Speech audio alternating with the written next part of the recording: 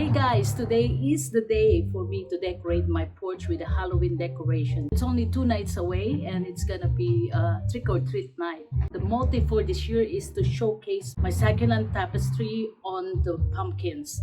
And I created these 3 anoks, which is the pumpkin family with replica of our family.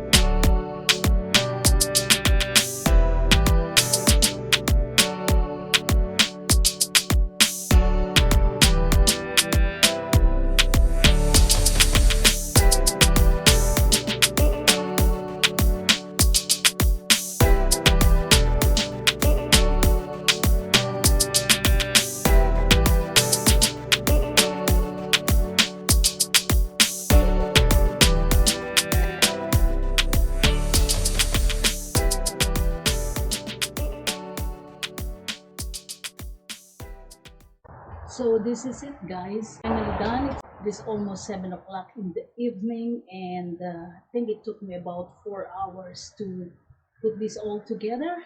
The purpose of this is to make sure that I showcase my succulent tapestry on the pumpkins and all my succulent plants. So yep, that's it. So I hope you guys like it. And here's the family of pumpkins which replicate my family. Right here is our candies.